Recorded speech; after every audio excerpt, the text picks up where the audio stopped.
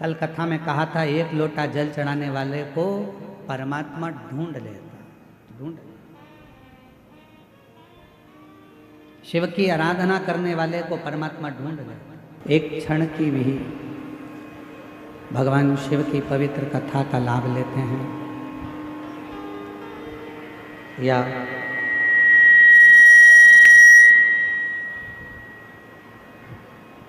किसी भी रूप में भगवान शंकर की वंदना करते हैं, स्मरण करते हैं, आराधना करते हैं, साधना करते हैं, तो भगवान शिव इस मानव देह को कृतार्थ करने के लिए, कल्याण करने के लिए कोई भी रूप रखकर, किसी भी रूप को धारण कर कर, किसी का भी रूप धारण कर कर, किसी भी रूप में वो हमारा कल्याण करने के लिए आते जरूर हैं।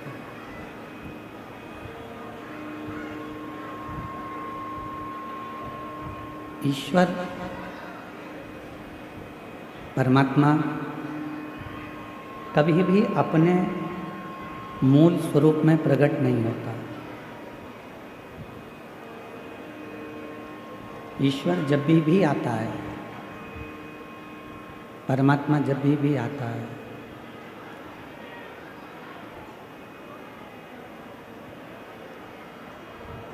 ईश्वर जब भी आता है, परमात्मा जब भी आता है, तो कोई ना कोई रूप धारण कर कर किसी न किसी रूप में आपके और हमारे पास में आता है। कथा क्या करती है? श्री महापुराण की कथा हो, चाहे श्रीमद् भागवत कथा हो, चाहे श्री रामचरितमानस हो, चाहे गीता जी हो, विष्णु पुराण हो, नर्मदा पुराण हो, अग्नि पुराण हो, कूर्म पुराण हो, भविष्य पुराण हो, नारद पुराण हो, ये जितने भी पुराण हैं, जितने भी शास्त्र हैं, जितने भी वेद हैं, ये सारी पुराणे, ये सारे शास्त्र, ये सारे वेद करते क्या? तो कहा ये सारे वेद, शास्त्र, पुराण जितने भी हैं, ये सब हमको ईश्वर की पहचान करना बताता है, परमात्मा की पहचान करना बताता है।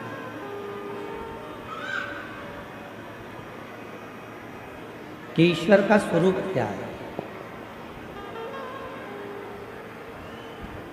पीछे आवाज नहीं आ रही है, जाके एक दो लोग तो खड़े हो जाओ।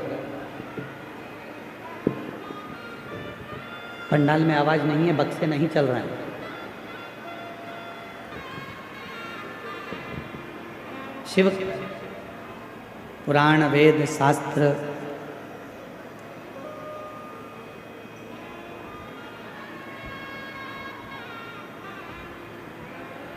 ये जितने भी हैं, वो किसी ना किसी रूप में हमको ईश्वर की पहचान करना बताते हैं कि ईश्वर का स्वरूप क्या है। और हम ईश्वर को जाने कैसे, हम उस परमात्मा को पहचाने कैसे। और शंभु शरण मासु घड़ी दुख काटो, दया करीन दर्शन आपो। हम ईश्वर को जानेंगे कैसे, हम ईश्वर को पहचानेंगे कैसे, हम शंकर को पहचाने कैसे। भगवान तो आएगा हमारे दुख को मिटाने के लिए, हमारे कष्ट को मिटाने के लिए, हमारी तकलीफों को दूर करने के लिए। पर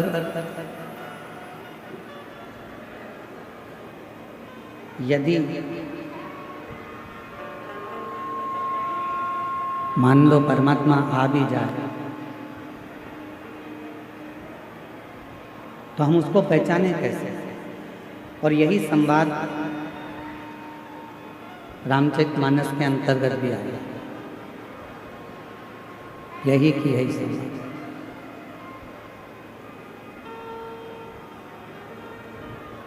मातंग बाबा से शबरी अम्बा ने, माँ शबरी जी ने मातंग बाबा से ये प्रश्न किया।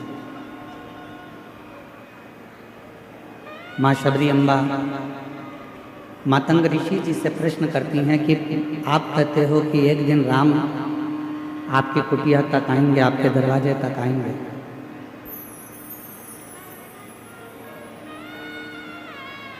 एक दिन परमात्मा आपके दरवाजे तक आएगा,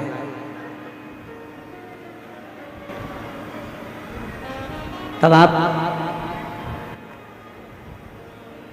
कह रहे हो कि परमात्मा का दर्शन होगा, भगवान शबरी तुम्हारे दरवाजे तक आएगा, पर शबरी कह रही है कि मेरे दरवाजे पर भगवान आएगा तो मैं उसको पहचानूंगी कैसे?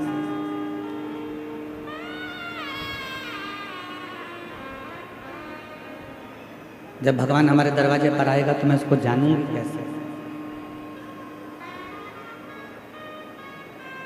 हम उसको पहचान कैसे पाएंगे, हम उसको जान कैसे पाएंगे? तो गुरु मातंग ऋषि ने शब्द कहा, शबरी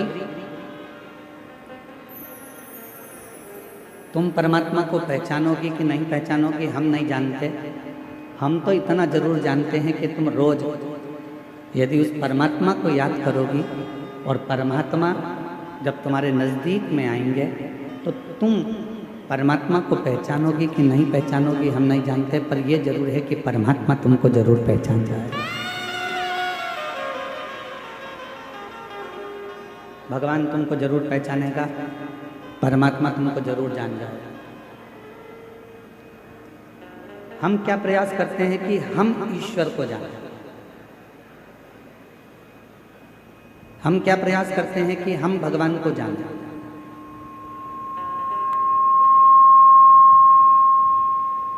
हम प्रयास करते हैं कि हम ईश्वर को पहचानने का प्रयास करें, हम ईश्वर को जानने का प्रयास करें, हम भगवान को जानने का प्रयास करें, हम शिव को जानने का प्रयास करें। पर शिव महापुराण की कथा कहती है कि आप भगवान का इतना भजन करो, आप भगवान की इतनी भक्ति करो, आप परमात्मा का इतना मंत्र जाप करो, आप परमात्मा का इतना मंत्र स्मरण करो,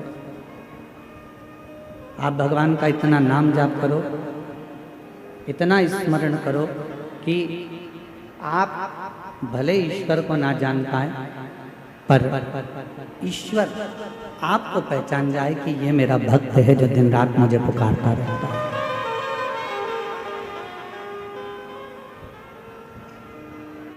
और मैंने तेरे ही भरोसे बाबा, तेरे ही भरोसे हवा बिच उड़ती जावागे बाबा, डोर तो छड़ी ना मैं कटी जावागी।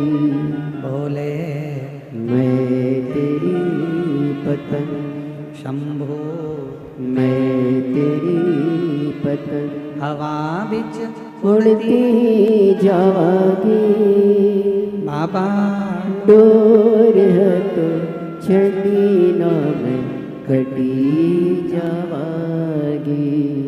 हम ईश्वर को जाने ना जाने, पर जब हमारी भगवान शिव के प्रति अविरल भक्ति उत्पन्न हो जाए, जब हमारे भजन का बल बढ़ जाए, तो वो ईश्वर हमको जरूर जाने। एक बड़ी सुंदर कथा आती है, यदि आप लोग द्वारका गए हो, द्वारकाधीश का यदि आपने सौराष्ट्र में जाकर दर्शन किया है, गुजरात में जाकर जब यदि आपने द्वारकाधीश का दर्शन किया है, तो वहाँ एक गोवत्स तीर्थ है।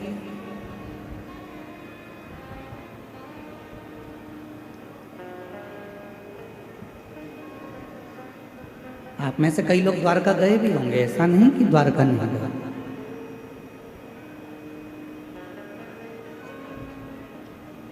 यदि आप लोगों में से कोई द्वारका गया होगा तो वो गोवत्स तीर्थ भी जरूर गया होगा। एक द्वारका के नजदीक में गोवत्स तीर्थ है।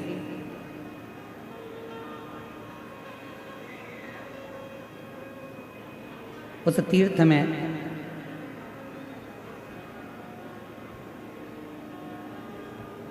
पूर्व में एक बलाहक नाम के राजा हुए, और बलाहक नाम के जो राजा थे, शत्रुओं का नाश करना, दुष्टों को पछाड़ देना और अपने नगर में सब अच्छे कर्म करते रहना, सत्कर्म करते रहना।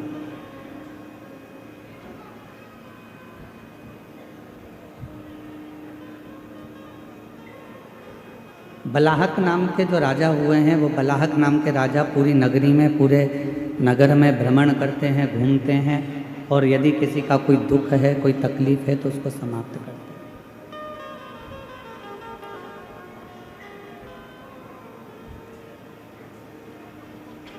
नित्य प्रति उनका एक कार्य है शिवालय जाना, शंकर जी के मंदिर में आराधना करना, साधना करना, भजन करना, कीर्तन करना, शिव मंदिर में जल की व्यवस्था करना।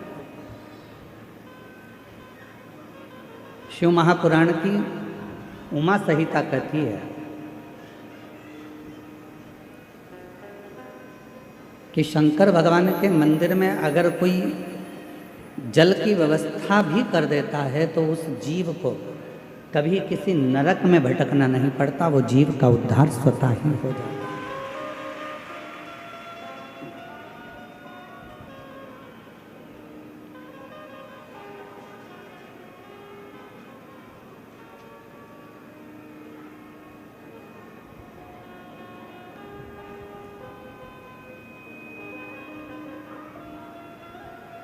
किसी गौशाला में, किसी देवालय में, किसी शिवालय में, किसी तीर्थ में भूमि दान, अन्नदान, वस्त्रदान, मुद्रादान, स्वर्णदान, जितने जितने दुनिया के दान होते हैं, उस दान में एक सबसे बड़ा दान होता है जल का दान।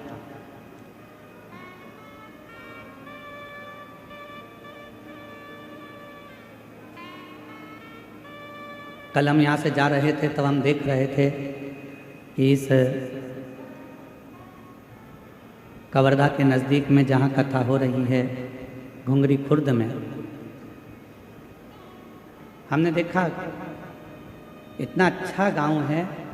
गांव के घरों के बाहर लोगों ने अपने अपने घर में से पानी भर भर कर एक एक लोटा रख दिया, गिलास रख दिया और पानी की बाल्टी भर कर रख दी, जिससे कोई पथिक आए, यात्री आए, श्रोता आए तो पानी पीकर चले।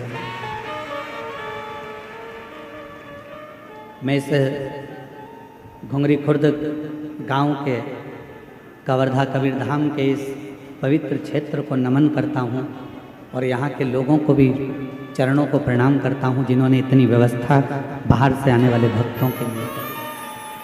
धन्य है।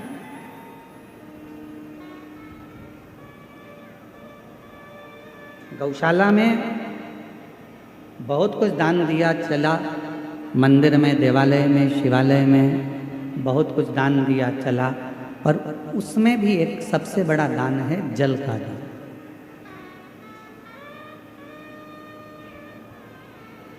क्यों साहब, ये गौशाला है, इस गौशाला में जल की व्यवस्था है कि नहीं है, पानी की व्यवस्था है कि नहीं है, इसमें पानी है कि नहीं?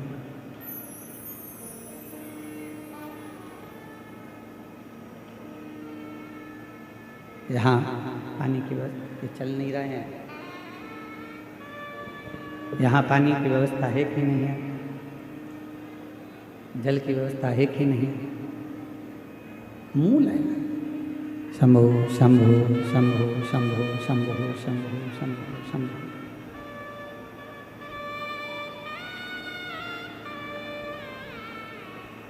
राजा बलाहक बड़े धर्मात्मा थे, पुण्यात्मा थे।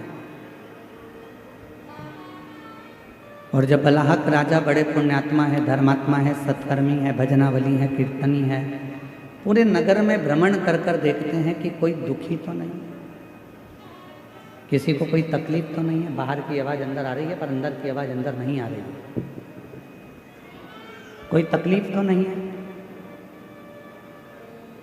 कोई कष्ट तो नहीं है। बलाहक राजा सब दूर भ्रमण कर रहे हैं, हर जगह पर जा रहे हैं, प्रत्येक जगह पर जाकर वो व्यवस्था को देखते हैं।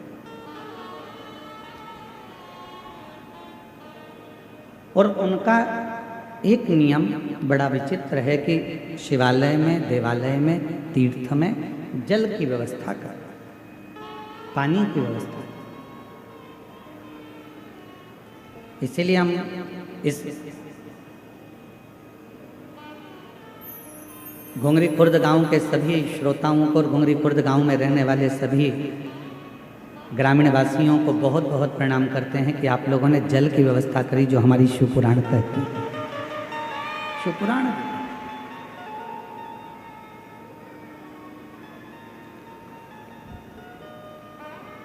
शिवालय में जल है नहीं है, तीर्थ में जल है नहीं है, वो जाकर राजा बलाहक देखते हैं। अब उन्होंने देखा कि यहाँ तो कोई जल है नहीं। किसी द्वारपाल से कहा कि इस शिवालय में जल नहीं है, तुम जाओ और जल लेकर आओ और वो जल इस शिवालय में तुम रखो। बलाहक राजा के शब्द सुनकर द्वारपाल गया तो शरीर पर जल ढूंढता रहा एक वन क्षेत्र में, पर जल नहीं।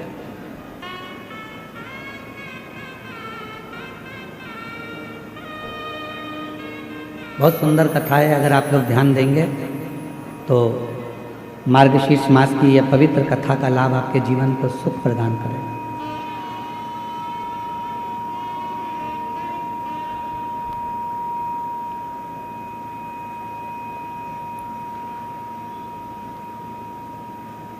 और बलाहक राजा ने जिस सैनिक को भेजा वो सैनिक सब दूर भ्रमण कर कर आया, पर उसको जल नहीं मिला, जल प्राप्त नहीं। बलाहक राजा इंतजार कर रहे हैं कि पानी लेकर आता होगा, जल लेकर आता होगा, और वो जल में शिवालय में शंकर भगवान के इस पवित्र प्रांगण में वो जल रख दो। सैनिक आया, बलाहक राजा ने पूछा क्यों, तुम्हें जल लेने के लिए भेजा था, तुम जल लेकर नहीं आए? महाराज, पूरे जंगल में मैं घूम कर आया हूँ, पूरा जंगल में देख कर आया हूँ, पर कहीं पर भी मुझे जल प्राप्त नहीं हुआ।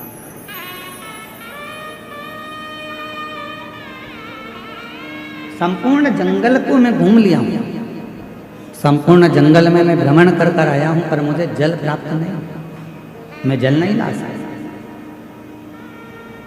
बलाहक राजा के मन में आया कि अब मैं जल लेकर आता।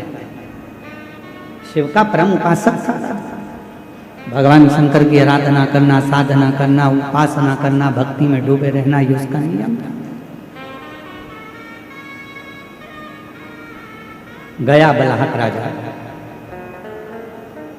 पूरे वन में, पूरे जंगल में जब बलाहक राजा भ्रमण कर लिया, घूम लिया, पर उसे जल नहीं मिला। आखिरी में उसकी आंखों में जल भर गए।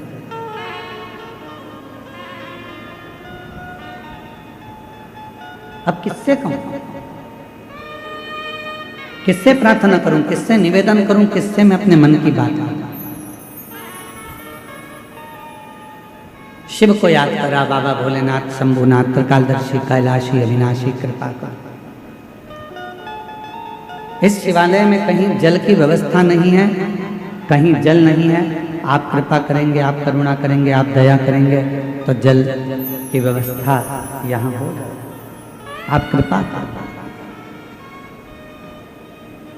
और तेरी कृपा का क्या है भरोसा, कब किस पर हो जाए जरा सी हम पर कर दो, जरा सी हम पर कर दो।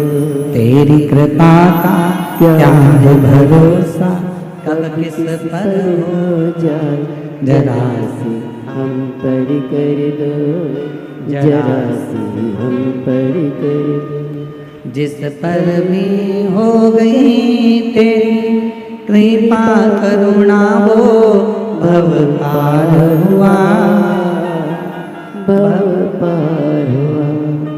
पापी हो चाहे जितना उसका भी बाबा उद्धार हुआ, उद्धार हुआ। गिद्ध अजामिल गणिका जैसे तेरे मन को भाए जरा सी हम पर कर दो, जरा सी हम पर कर दो। तेरी कृपा का क्या है भरोसा, कब किस पर हो जाए जरा सी हम पर कर दो। अब शिव का उपासक था, भगवान शंकर का भजन करने वाला था, शिव की आराधना करने वाला था, साधना करने वाला था। मन में भाव उत्पन्न हो गया कि कहीं ना कहीं से देंगे तो मेरे शंकर भगवान, मेरे ओघरदानी, मेरे त्रिकालदर्शी, मेरे कैलाशी शिव के सिवा कोई दे नहीं सकता। अच्छी बुद्धि,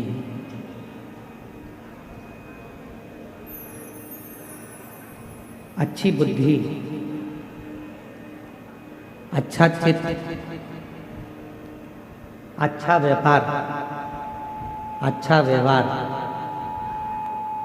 अच्छा परिवार बिना शिव की कृपा के किसी को मिल ही नहीं सकता। किसी को प्राप्त ही नहीं हो सकता। आपकी बुद्धि सही चल रही है, आपका विवेक सही है, आपके विचार सही हैं, आपका परिवार सही है, आपके व्यापार सही चल रहा है, व्यवहार सही चल रहा है, परिवार सही चल रहा है, तो समझ लेना कि मेरे देव अधिदेव महादेव की आप पर कृपा होना प्रारंभ हो गई, करुणा होना प्रारंभ। उसकी करुणा, उसकी कृपा, उसकी दया होना प्रारंभ हो।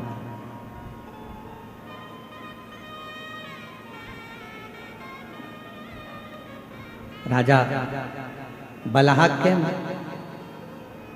उसी समय पर राजा बलाहक की बुद्धि में एक बात आ गई।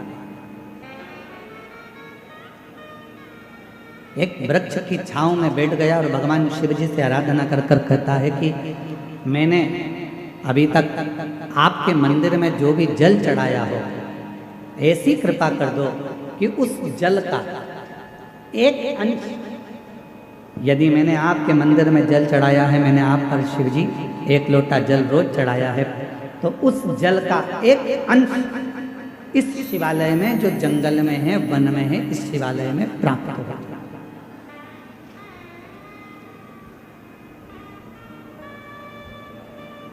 और आज कहने में पीछे नहीं हटेंगे, हम सबसे एक बात जरूर कहेंगे। और करा रहे हो, कुआं खोद रहे हो, बावड़ी बना रहे हो, तालाब खोद रहे हो, या बोरिंग मशीन लगा रहे हो और तुम्हें लग रहा है कि यहाँ पानी नहीं आएगा, यहाँ तो पानी बहुत नीचे है, प्राप्त नहीं होगा, तो प्रयास करो। यदि आपने रोज भगवान शिव को 1 साल, 1.5 साल, 2 साल लगातार शंकर भगवान के मंदिर में जाकर, शिवालय में जाकर अगर एक लोटा जल चढ़ाया है, तो आप भी बोर लगाते समय, कुआं खुदवाते समय, बावड़ी बनाते समय, जल निकालते समय भगवान से प्रार्थना कर कर कह सकते हो कि मैंने जो आपको 1 लोटा जल चढ़ाया है, हे शंकर भगवान कृपा करना, उसका एक अंश गंगा मैया से कहकर इस भूमि पर निकाल देना, जिससे ये जल प्राप्त हो, ये जल प्राप्त हो। ऐसी कृपा करो, ऐसी करुणा करो, ऐसी दया करो।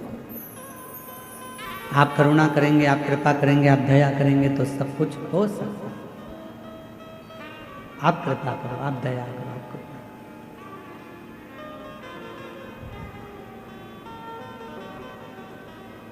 बलाहक राजा हाथ जोड़कर भगवान शिव जी से आराधना करने लगा। मैंने जो आपको जल चढ़ाया है उसका एक अंश मात्र एक अंश, जो मैंने जल चढ़ाया है उसका मात्र एक अंश का फल आप मुझे दे दीजिए। और ये जो शिवालय है वन में, इस शिवालय में जल प्राप्त हो जाए, इसकी कृपा कर।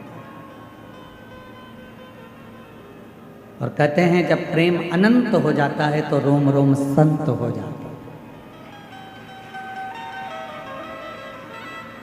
प्रेम की अनंतता में संत का भाव है।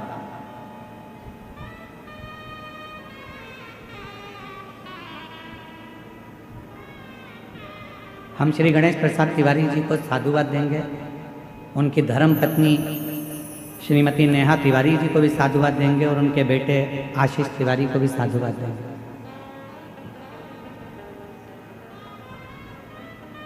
कितने लोग कवर्धा में रहते होंगे, कितने बड़े बड़े सेठ रहते होंगे, कितने बड़े बड़े धनपति करोड़पति रहते होंगे, पर हर वर्ष साल 2 साल में प्रति वर्ष दुनिया के लोग किटी पार्टी में, शॉपिंग में, पार्टी मनाने में, शादी की सालगिरह में दुनिया का खर्चा करते हैं। पर मैं गणेश तिवारी जी को, गणेश प्रसाद तिवारी जी को और उनके परिवार को धन्यवाद देता हूं कि कम से कम साल भर 2 साल में आप एक यज्ञ अनुष्ठान, कथा, सत्संग कराकर ना जाने कितने जीवों का कल्याण कर देते हैं।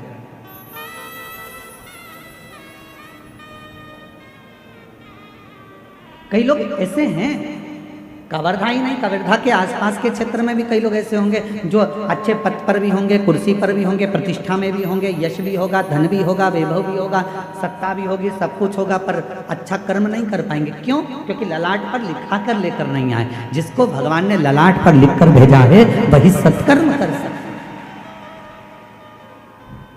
वही श्रेष्ठ कर्म कर सकता।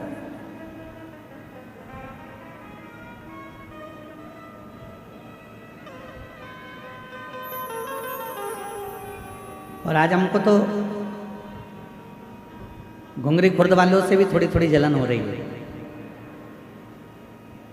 क्यों? इतनी बड़ी दिव्य शिव महापुराण की कथा और इतना बड़ा सुरभि यज्ञ आपके छोटे से गांव में हो रहा है, तो सोचने वाला विषय, सोचने तरसते हैं।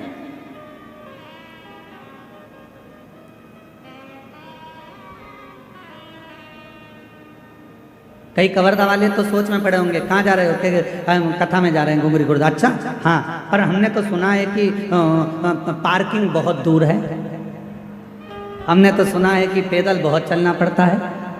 अब उनको कौन समझाए कि मेरे शंकर भगवान की कथा कहती है जितने कदम चलकर तुम गाड़ी में बैठकर आए और डायरेक्ट कथा स्थल पर गाड़ी से उतरे तो उसका कोई फल नहीं है। तुम जितने कदम चलकर कथा स्थल तक पहुंचोगे उतने उतने अश्वमेध यज्ञ का फल तुम्हारे भाग्य में लिखाता चले जाएगा, उतने अश्वमेध यज्ञ का फल।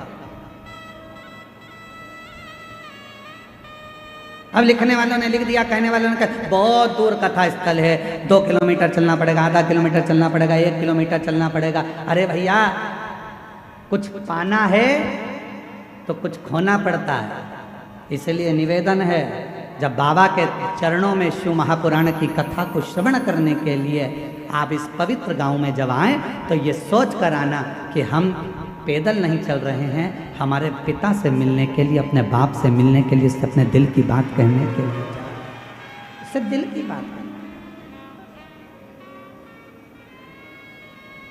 अब कोई कहे कि वहाँ पर टेंट लगा है, पूरा टेंट भरा पड़ा हुआ है, जगह नहीं है बैठने की, तो खुश हो, अरे प्रसन्न होइए। 4 दिन के अंदर अगर किसी के घर में शादी पक्की हो जाए तो 50 लोगों की शादी करने के लिए पसीने छूट जाते हैं, और 4 दिन में ये कथा पक्की हुई और 4 दिन के अंदर ये कथा का रिश्ता हो। हम तो श्री गणेश प्रसाद तिवारी जी आपको धन्यवाद देते हैं। 4 दिन में इतनी व्यवस्था करने के लिए अच्छे अच्छे के पसीने छूट जाते हैं महाराज, कि पंडाल लगाना है, स्टेज बनाना है, व्यवस्था करना है, महाराज आएंगे, जनता आएगी। और साथ में मैं गणेश प्रसाद तिवारी जी आपको धन्यवाद देता हूं कि आपके यहाँ के कलेक्टर महोदय को, यहाँ के एसपी महोदय को, यहाँ के एसएसपी, आईजी, कमिश्नर और यहाँ के तहसीलदार, यहाँ के टीआई, यहाँ के एक जितने पुलिस ऑफिसर हैं, मैं सबको साधुवाद देता हूँ। यहाँ के एसडीएम हो, चाहे कोई भी पदाधिकारीगण हो, जिन्होंने इतने कम समय में इतनी सुंदर व्यवस्था जमाई है, उसके लिए पूरी प्रशासन को साधुवाद है। पूरी प्रशासन। सहज है क्या शिव पुराण की कथा? आज तो कथा का दूसरा दिन है और बाउंड्री पार गेंद है। चौथे और पांचवें दिन तेरा क्या होगा रे कालिया? समझना, जानना पड़ेगा। सरल नहीं है शिव भक्ति। थोड़ा तपना पड़ेगा, साधना पड़ेगा, स्मरण करना पड़ेगा, उसके चरणों में बैठना पड़ेगा, उसके सामने जाकर उसके पंडाल में बैठकर जब हम उससे अपने दिल की बात कहेंगे तो वो सुनेगा। सरल।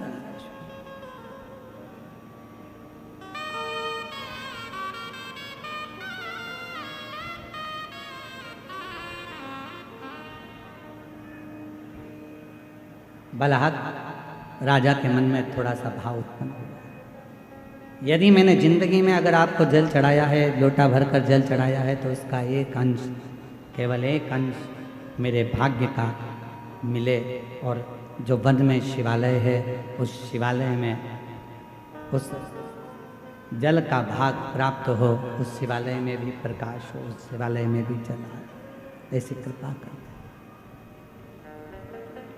करता है।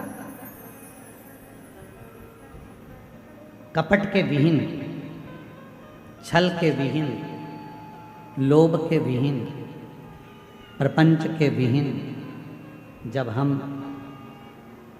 बिना कपट के, बिना छल के, बिना प्रपंच के, बिना दिखावे के, बिना लोभ के, बिना लालच के जब हम भगवान की आराधना करते हैं, तो परमात्मा उसका फल दिए बिना रहता नहीं है, उसका फल देता है।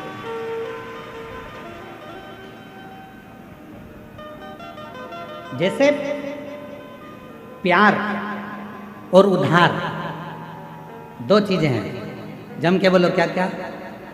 जम के बोलो। पहले नंबर पर प्यार और दूसरे नंबर पर उधार। बोलो जम के, क्या क्या चीज? आवाज नहीं आई, जम के बोलो। प्यार और उधार, ये हर किसी को नहीं दिया जाता।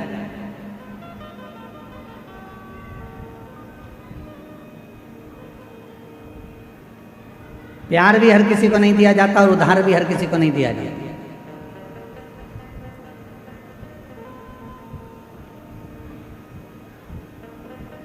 कोई बंठन के तुम्हारे सामने आ गया,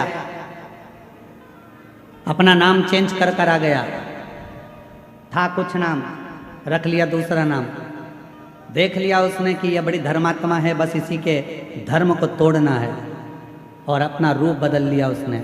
थोड़े समय के लिए माथे पर उसने तिलक भी लगा लिया, थोड़े समय के लिए उसने हाथ में माला भी पहन ली, और थोड़े समय के लिए उसने तुमको 25-50 रुपए का पेट्रोल डलवा कर तुम्हें घुमा भी लाया, 20 रुपए की चाउमीन भी खिला दी, और तुमने उसको प्यार दे दिया।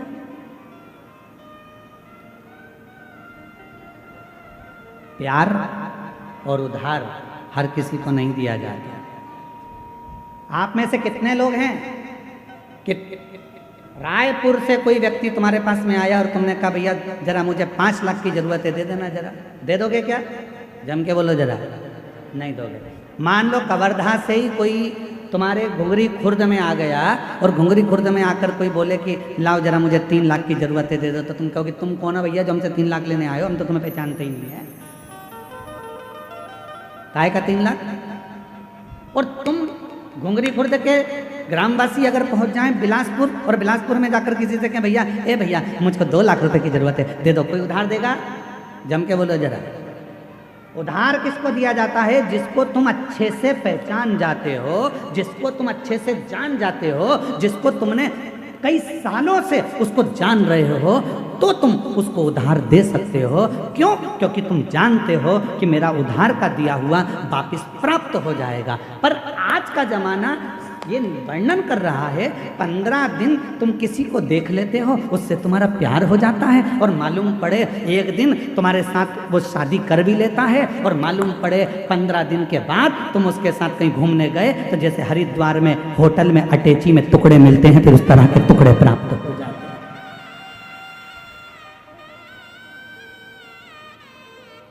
उधार देने से पहले हमने देखा कि कितना समय पुराना है, कौन है, हम इसको इतने साल से जानते हैं, हम इतने साल से पहचानते हैं, तब हमने उसको उधार दिया कि हमारा उधार प्राप्त हो जाएगा। उधार भी 50 बार सोच कर दिया जाता है, और प्यार भी 50 बार सोच कर दिया जाता है। ये हर किसी को नहीं दिया जाता जो तुम्हारे टुकड़े कर कर कहीं फ्रिज में भर देता।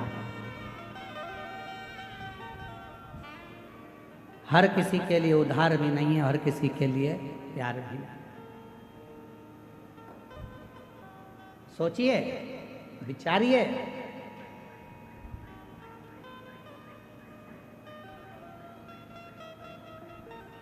और थोड़े दिन के बाद मालूम पड़ा कि ये तो जिससे मैंने स्नेह करा, जिससे मैंने प्रेम करा, ये तो हमारा धर्म का ही नहीं है, सनातनी ही नहीं है। दिल टूट गया, हृदय।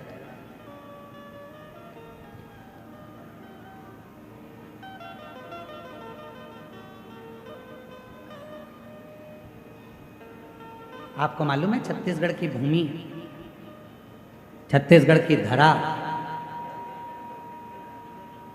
छत्तीसगढ़िया महतारी कैसी है? आपको मालूम है? पूरी दुनिया में कोई ऐसा प्रदेश बता दो जिस प्रदेश को माता के नाम से पुकारा जाता है,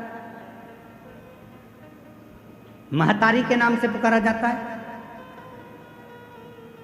पूरी दुनिया में कोई ऐसा प्रदेश नहीं है जिसको महतारी कहा गया हो। पूरी दुनिया में ऐसा कोई प्रदेश नहीं है जिसको माता कहा गया हो। पूरी दुनिया में कोई ऐसा प्रदेश नहीं है जिसको माँ का संबोधन दिया गया हो। पूरी दुनिया में केवल एक छत्तीसगढ़ महतारी है जिसको माता का संबोधन दिया गया, जिसको माता का संबोधन दिया। क्यों? क्योंकि माता का स्वभाव क्या होता है? माता का स्वभाव क्या है? माँ का स्वभाव क्या है? माँ का क्या स्वभाव होता है? उसके अगर 4 बेटे हैं तो उसके लिए चारों बेटे बराबर होते हैं। माँ का स्वभाव ये होता है कि माँ अपने चारों बच्चों को बराबर का दूध पिलाती है। माँ अपने चारों बच्चों को बराबर का प्रेम करती है। माँ अपने चारों बच्चों को सम रखती है। इसलिए छत्तीसगढ़िया महतारी, छत्तीसगढ़ ये जो माँ है, छत्तीसगढ़ की पवित्र भूमि, यहाँ पर ब्राह्मण हो, क्षत्रिय हो, वैश्य हो, शूद्र हो, ये चारों उस माँ की औलाद हैं, और चारों को प्रेम मेरी माँ हमेशा करती है। यहाँ जो आया, छत्तीसगढ़ की भूमि पर जो आया, मेरी माता ने उसको प्रेम दिया। मेरी माता ने उसको स्नेह दिया।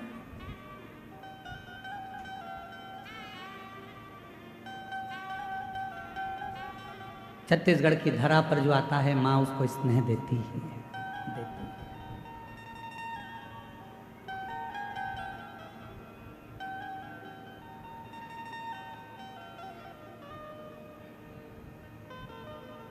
यहाँ बड़े से बड़ा राजनेता भी आएगा तो एक पल आकर जरूर कहेगा कि हमको जो मिला छत्तीसगढ़ की भूमि से मिला। यहाँ बड़े से बड़ा अगर अधिकारी भी आएगा तो कहेगा ये छत्तीसगढ़ की भूमि ने मुझको दिया, क्योंकि ये प्रेम देते हैं, स्नेह देते हैं, समर्पण देते हैं।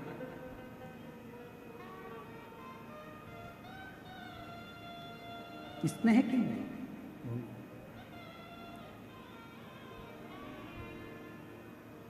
शिव कथा कह रही है, शंकर भगवान की कथा कह रही है, आपको ईश्वर को नहीं ढूंढना है, ईश्वर आपको ढूंढता है।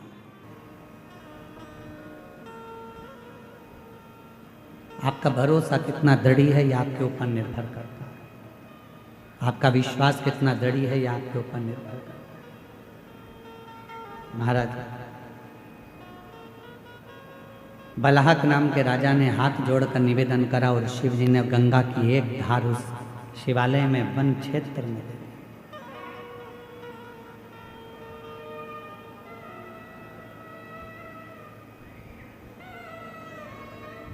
राजा बलहक ने अपने जीवन में शिव तत्व को कभी नहीं छोड़ा। दुख आया, तकलीफ आई, कष्ट आया, तो भी शिव तत्व नहीं छोड़ा।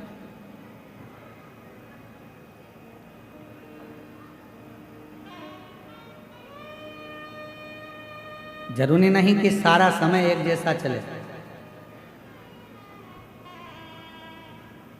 बहुत तेज गाड़ी चला रहे हो तो भी आगे आगे लिखा रहता है गति अवरोधक। गति अवरोधक मतलब इसको देखकर थोड़ा सा अपनी गाड़ी को स्लो कर लीजिए, धीमा कर लीजिए।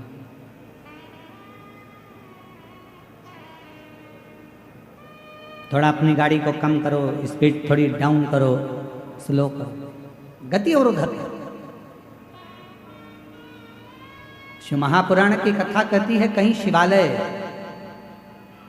कहीं देवालय, तीर्थ, मंदिर, ये सारे गति अवरोधक का काम करते हैं। जब हम कहीं किसी ना किसी रूप में दौड़ रहे होते हैं तब ये शिवालय, ये देवालय, ये तीर्थ हमको थामते, रोकते। बहुत भटक लिया, भटकना क्यों भटक? अब आया समय, राजा बलाहक ने, कोई साधु, कोई सन्यासी, कोई तपस्वी, कोई साधक, कोई ब्राह्मण, कोई तपस्वी आवे, कोई शिव का भक्त आवे तो बलाहक उनको बड़े प्रेम से जलपान करा, बड़े। और फिर निवेदन करूं इस व्यासपीठ के माध्यम से कि उधार भी सोच कर दो और प्यार भी सोच कर दो। 50 बार विचार करिए, 50 बार, हजारों हजार बार विचार करिए, तब जाकर किसी को उधार दीजिए। और हजारों बार विचार कर लो कि ये व्यक्ति तुम्हारे लायक है कि नहीं।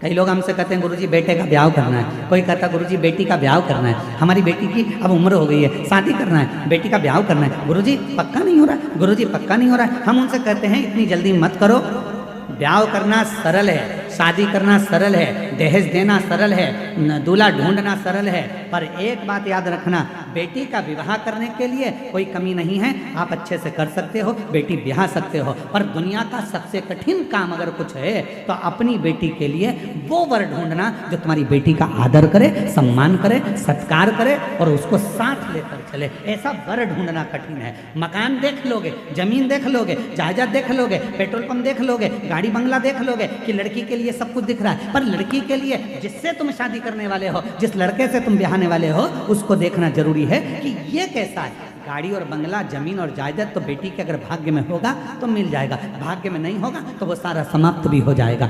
लड़का ठीक है कि नहीं, व्यवहार ठीक है कि नहीं, उसका स्वरूप अर्थात वो कहीं गलत संगत में तो नहीं पड़ा, व्यसन में तो नहीं पड़ा, मदिरापान में तो नहीं पड़ा, मांसाहार में तो नहीं पड़ा। मालूम पड़े दिन रात को 12, 1, 1, 2 बजे तक आ रहा है और मालूम पड़े बेटी आंखों से आंसू बहा रही हो, तो वो गाड़ी, वो बंगला, वो पेट्रोल पंप, वो जायदाद, वो जमीन किस काम की, किस काम?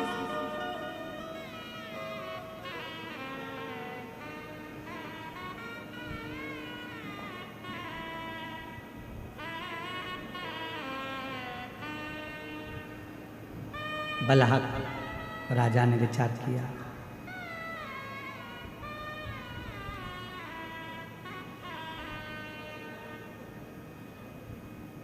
सबको जल दान करना, सबको भगवत नाम का दान करना,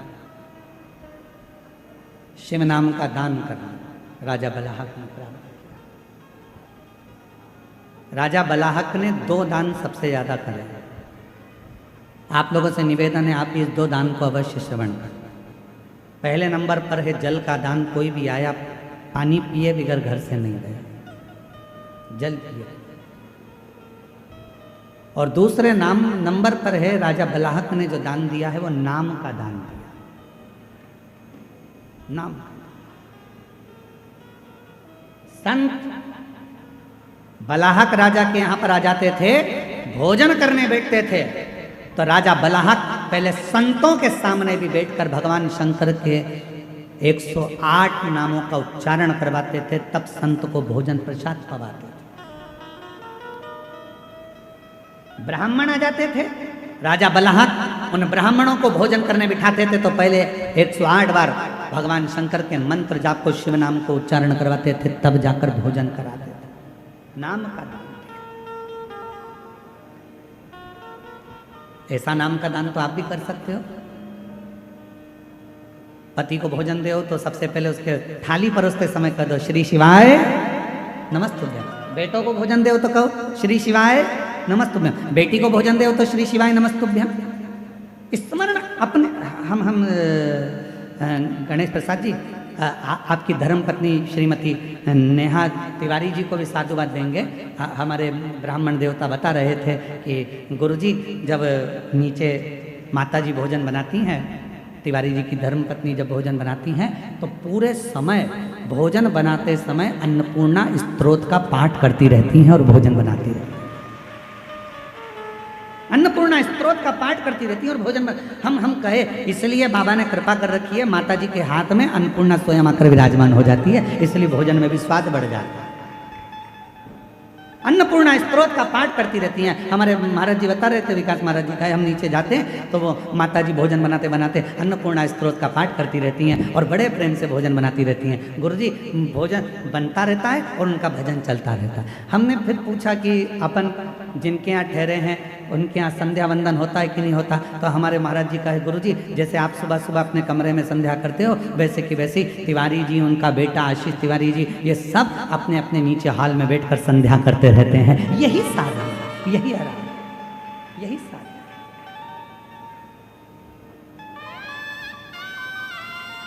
इसी को साधना। और हम सबसे जितने छत्तीसगढ़ वासी इस कथा को श्रवण कर रहे हैं, जितना देश विदेश का भक्त इस शिव महापुराण की कथा को सुन रहा है, जितने पूरे भारत की भूमि के नहीं विदेश के भी श्रोता इस पवित्र कथा को आस्था चैनल के माध्यम से श्रवण कर रहे हैं, जितने फेसबुक यूट्यूब पर कथा को श्रवण कर रहे हैं, जितने गांव गांव से आए हुए ये लाखों शिव भक्त जो जहां तहां, कोई ट्रैक्टर पर चढ़कर, कोई ट्राली में बैठकर, कोई रोड पर बैठकर, कोई दुकानों में बैठकर, कोई टीन की छांव में, कोई पेड़ की छांव में, कोई बल्ले पर, कोई मकान की छतों पर बैठकर जो कथा को श्रवण कर रहे हैं, उन सब से कहेंगे एक नियम अपन भी बनाओ। अपन कुछ नहीं दान दे सकते तो भगवान के नाम का दान देना चालू करो। कोई भी मिल जाए श्री शिवाय नमस्तुभ्यम, हर हर महादेव। भोजन दे रहे हो श्री शिवाय नमस्तुभ्यम, बेटी भोजन कर रही है श्री शिवाय नमस्तुभ्यम। किसी को भी अगर हम केवल नाम का भी दान देते हैं तो वो नाम का दान भी हमारे जीवन को सुख प्रदान कर जाए, उस पर आश्रित हो जाए। जब हम पूर्ण तरह से उस पर आश्रित हो जाते हैं, जब हम पूर्ण तरह से उसके हो जाते हैं, जब हम पूरा समर्पण उसके देते हैं, उसके प्रति कर देते हैं, जब हम पूर्ण तरह से उसके आश्रित हो गए, पूर्ण समर्पण हमने कर दिया, तो वो हमारा हाथ थाम लेता है, वो हमारा हाथ थाम लेता है। कुछ मत करिए, नाम देना प्रारंभ कर दो, नाम का दान करना प्रारंभ कर दो। किसी से भी मिलो तो मुख से बोलना प्रारंभ कर दो श्री शिवाय नमस्ते। फोन उठाओ तो हेलो हाय छोड़िए, श्री शिवाय नमस्तुभ्यम बोलिए। पत्र लिखो तो उसमें पहला अक्षर श्री शिवाय नमस्ते। गुड मॉर्निंग लिखो तो उसमें सबसे पहला अक्षर श्री शिवाय नमस्ते। गुड नाइट लिखो तो उसमें पहला अक्षर श्री शिवाय नमस्ते। नाम दान दीजिए, नाम दान दो। इससे बड़ा क्या दान हो सकता है? क्या दान होगा इससे? श्री शिवाय नमस्तुभ्यं,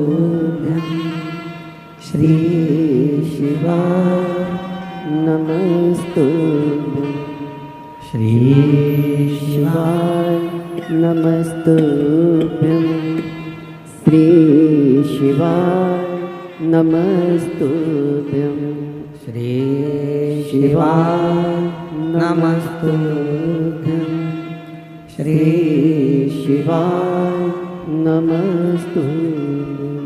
नाम का दान देना प्रारंभ बहुत फलित है। राजा बलहक ने नाम का दान दिया। ब्राह्मण भोजन करने बैठे हैं, थाली लग चुकी है और राजा बलाहक हाथ जोड़कर खड़े हो गए, जब तक आप 108 बार नाम ना लें भगवान का तब तक भोजन ग्रहण ना करें।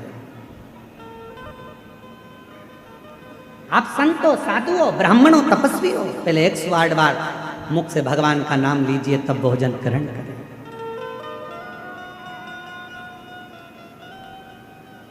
भोजन ग्रहण करें। इतने प्रसन्न भगवान शंकर हो गए कि एक बार शिव जी ने परीक्षा ली बलाहक।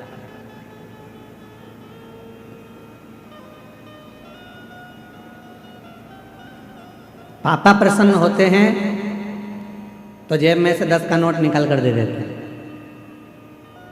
मम्मी प्रसन्न होती है तो बच्चे को लाड़ लड़ाने लगती है, गाल चिमटा खोड़ देती है, उसको बाजू में ले लेती है, स्नेह करने लगती है।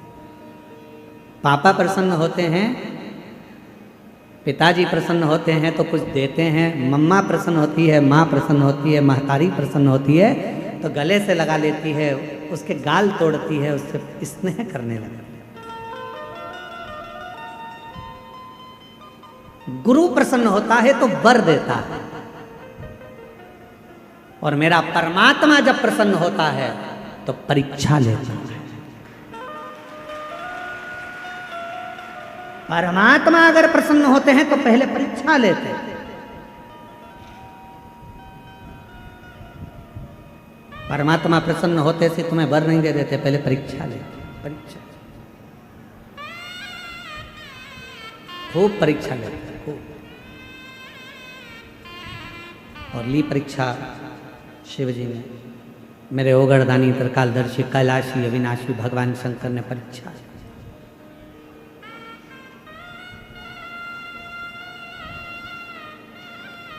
राजा बलाहक शिकार करने के लिए, शिकार खेलने के लिए चला, और जैसे ही बलाहक राजा शिकार खेलने के लिए गया तो हिरणों के झुंड की झुंड नजर आ रहे थे। जहां तहां राजा बलाहक शिकार करने गया तो हिरण के झुंड दिख रहे हैं, हिरण के झुंड।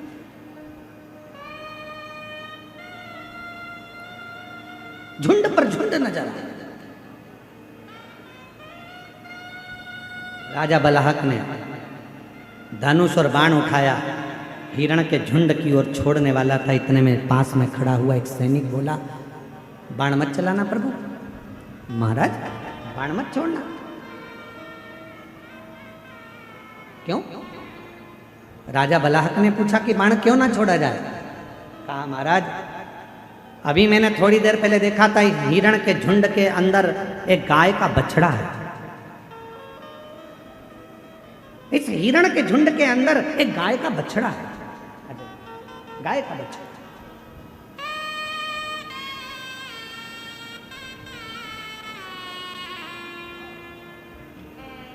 और जो जैसी भावना लाया ऐसा ही फल पाया, जो जैसी भावना लाया वो वैसा ही फल पाया, नहीं खाली उसे लौटाया, वो मन ही मन हर्षाया। एक बार जोरदार ताली बजाओ। भाई पर इतना कर्जा हो गया था कि मकान जमीन सब बिकने के कतार पर आ गया था, कुछ भी नहीं था। और बाबा की कृपा से पुनः फिर वापस कौकड़ी की कथा पंडाल में बैठकर सुनी। वहाँ की मिट्टी को मस्तक चढ़ाकर बाबा से प्रार्थना कर कर गई थी, और शिव की कृपा से एक शोरूम डला, फिर दूसरा शोरूम डला, और शिव कृपा से बाबा ने हाथ पकड़कर खूब उन्नति की सीढ़ी पर चढ़ा। शिव कृपा।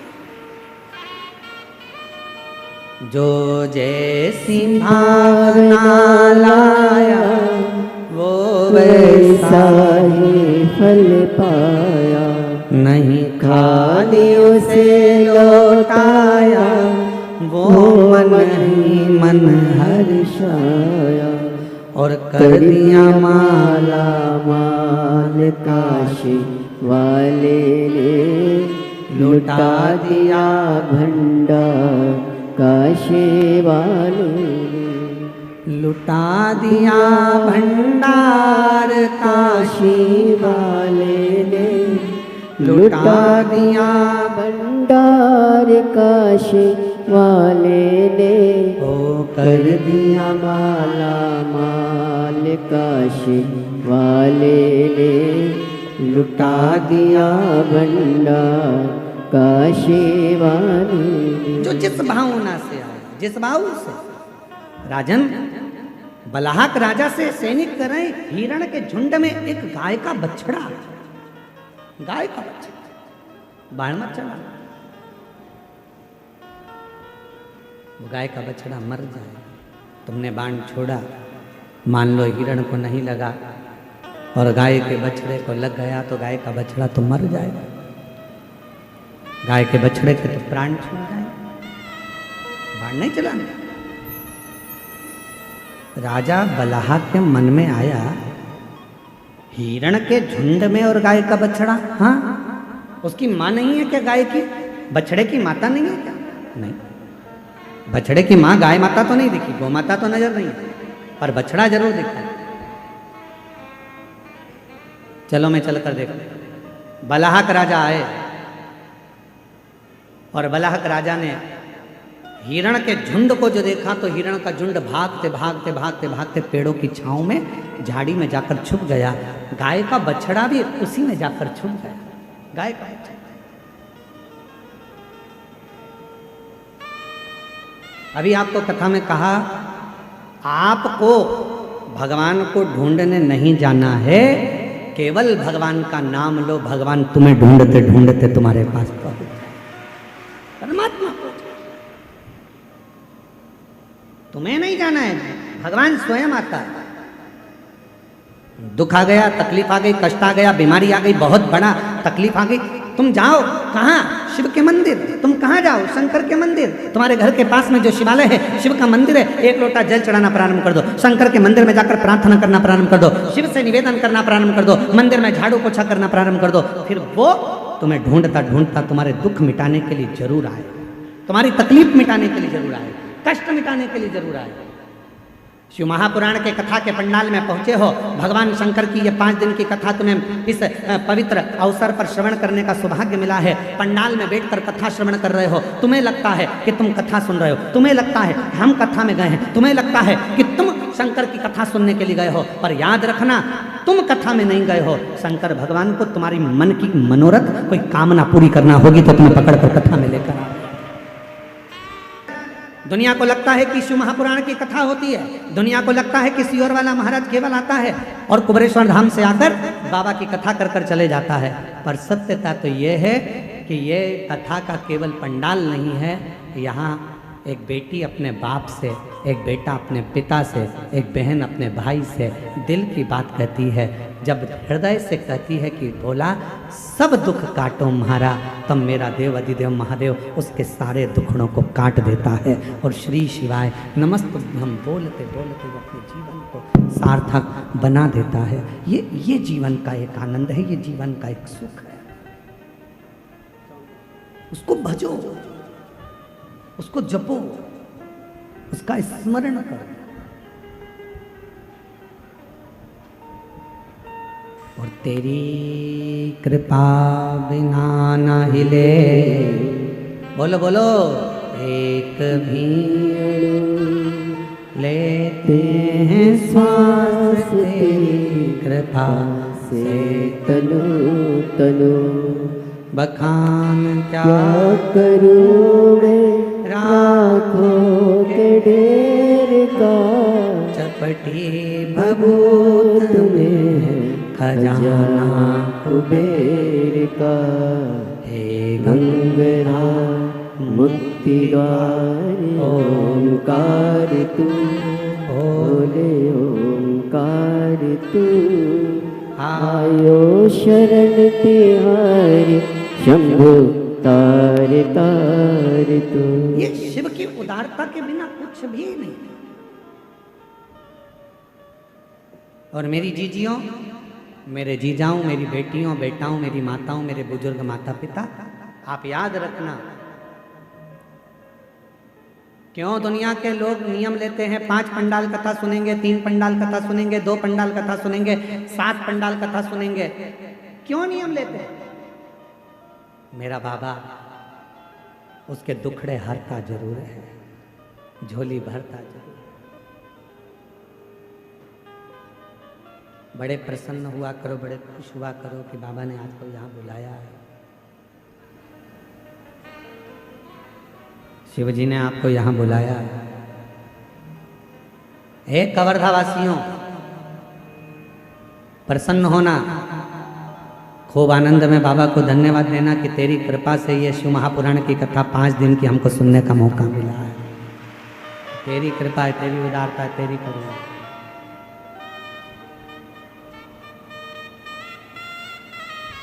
और उसकी कृपा के बिना वो नहीं सकता। महाराज, बलहाक राजा को मालूम पड़ा कि हिरण के झुंड में एक गाय का बछड़ा भी है। हिरण के झुंड में एक गाय का बछड़ा है और वो गाय का बछड़ा कहीं तुम्हारे बाण चलाने से मर ना जाए।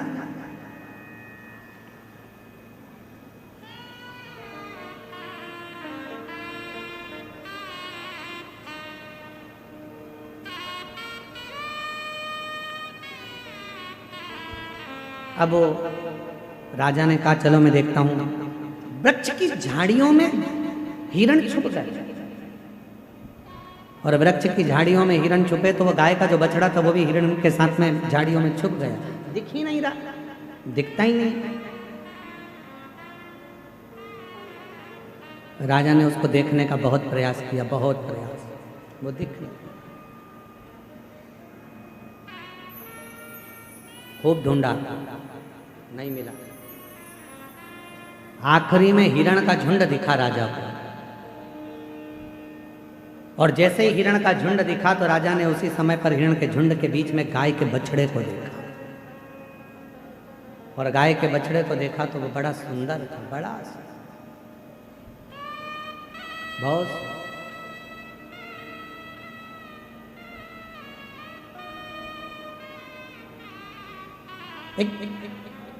कहते हैं शिव महापुराण में वर्णन आता है कि गौ माता की सेवा का जितना पुण्य मिलता है उतना ही गौ माता के बछड़े की सेवा का भी पुण्य प्राप्त होता है।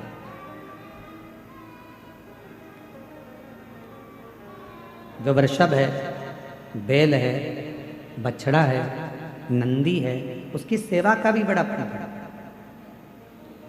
इसलिए अभी कुबेरेश्वर धाम पर एक नई, पहले एक गौशाला है, दूसरी गौशाला का निर्माण अभी चालू है।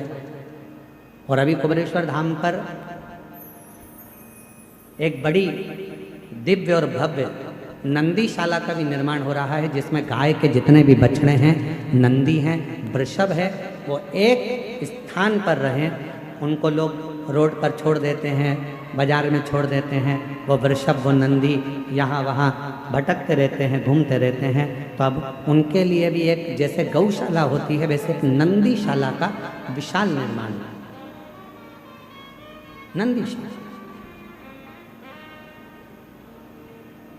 जहाँ पर नंदी रहकर आराम से घूमे फिरे, प्रसाद पाएं और अपना आनंद पाएं।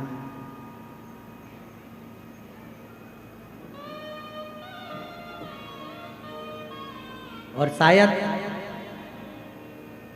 इतनी सुंदर नंदीशाला जो सीहोर कुबेरेश्वर धाम में निर्मित होगी वो दर्शनीय भी होगी। उस नंदीशाला का दर्शन कई शिव भक्तों के जीवन का आनंद देगा।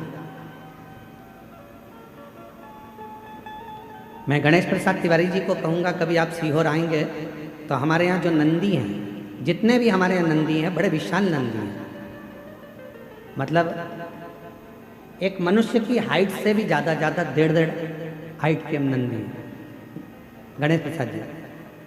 आप उन नंदी से कहोगे हर हर महादेव तो वो ओम बोलते हैं। आप उनको कहोगे श्री शिवाय नमस्तुभ्यम तो ओम का उच्चारण करते हैं। शायद पूरी दुनिया में ऐसे नंदी नहीं होंगे जो कुबेरेश्वर धाम की सुंदर गौशाला के अंतर्गत है। और बड़े विशाल, उनके पास खड़े रहने के लिए भी दम चाहिए, हिम्मत। हल्का फुल्का और एक बार घुमना दे वो लपक के तो सामने वाला भटक जाए इधर उधर। ऐसे ऐसे नंदी है। उच्चारण किया जाता हर हर महा, तो ऐसे नंदीशाला। तो यहाँ बलाहक जो राजा है, वो बलाहक राजा ने देखा कि मृगों के बीच में एक मृगों के बीच में एक गाय का बछड़ा, एक वृषभ है, एक गाय का छोटा सा बछड़ा। देखा, आश्चर्य हुआ। राजा को वो बछड़ा इतना सुंदर लगा कि राजा ने विचार कर लिया, इस बछड़े को तो मैं लेकर जाऊंगा अपने नगर में। और उसको मालूम नहीं था कि मेरे देवाधिदेव महादेव फिर निवेदन है, पिता प्रसन्न होते हैं तो कुछ देते हैं, माँ प्रसन्न होती है तो गले लगा लेती है, स्नेह करती है, प्यार करती है अपने बच्चों से, गुरु प्रसन्न होता है तो आशीर्वाद देता है। और भगवान जब प्रसन्न होते हैं तो परीक्षा लेते हैं। उसको नहीं मालूम था कि बलाहक राजा की परीक्षा चालू हो गई। परीक्षा प्रारंभ। और बलाहक राजा की जो परीक्षा प्रारंभ हुई, बलाहक राजा ने सोच लिया इस बछड़े को मैं लेकर जाऊंगा। और बलाहक राजा उस बछड़े को पकड़ने के लिए दौड़ा। जैसे ही बछड़े को पकड़ने के लिए दौड़ा, शिव महापुराण की कथा कहती है, गाय के एक एक बछड़े में, गाय के एक एक पुत्र में, गाय के एक एक वृषभ में, गाय के एक एक नंदी में शंकर की कथा कहती है। उसमें स्वयं शंकर का शिवलिंग बसता है, शिव बसता है, शंकर उसके अंदर बसता है, एक एक वृषभ।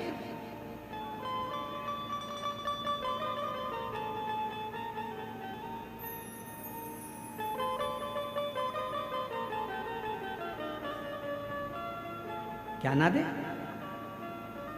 देखा बलाहक राजा ने, देखा, लेना चाहा।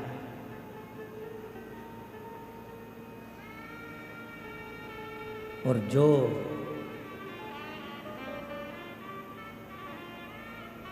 बछड़े को खींचकर ले जाने की तैयारी कर रहे थे और बछड़े को पकड़ने का प्रयास कर रहे थे, उसी समय बछड़ा, हिरण के झुंड के बीच में जो बछड़ा था, उस बछड़े ने शंकर भगवान के शिवलिंग का रूप धारण कर लिया। शिवलिंग का।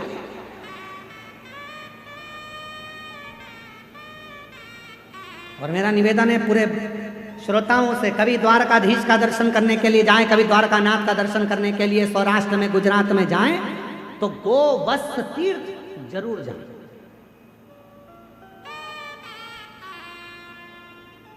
स्कंद पुराण का ये वर्णन करता है, स्कंद पुराण का ये चरित्र कथा है गोवत्स तीर्थ, जहाँ पर द्वारकापुरी के नजदीक में, द्वारकाधीश के नजदीक में ये गोवत्स तीर्थ है, जहाँ पर भगवान शंकर का बछड़े का शिवलिंग आज भी विराजमान, बछड़े का शिवलिंग आज भी विराजमान। और मुझे ऐसा लगता है आप लोगों में से कोई ना कोई द्वारका गए होंगे, द्वारका गए होंगे तो वो गोवत्स तीर्थ भी गए होंगे। गए आप लोग दर्शन करने? द्वारका कौन कौन गया? जरा हाथ उठाओ जरा। द्वारकाधीश के दर्शन करें, द्वारकापुरी आप गए हो? गोवत्स तीर्थ गए हो? गए हो? अरे वाह, प्रणाम, आपके चरणों को नमन करते हैं। गोवत्स तीर्थ आज भी वहां पर विराज गोवत्स।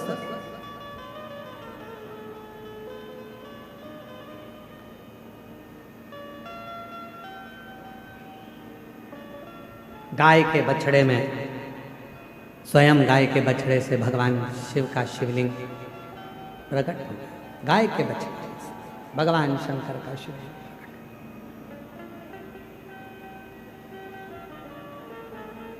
राजा ने विचार करा अब इसको लेकर कैसे, शिवलिंग का दर्शन राजा कर। और शंभु शरणे पड़ी मांगो घड़ी रे घड़ी, दुख काटो दया करी ने दर्शन आपो। शंभु शरणे पड़ी मांगो घड़ी रे घड़ी, दुख काटो दया करीन दर्शन आपो दया करीन दर्शन आपो शंभु शरण पड़ी मांगो घड़ी रे घड़ी दुख काटो दया करे न दर्शन आपो दया करे न दर्शन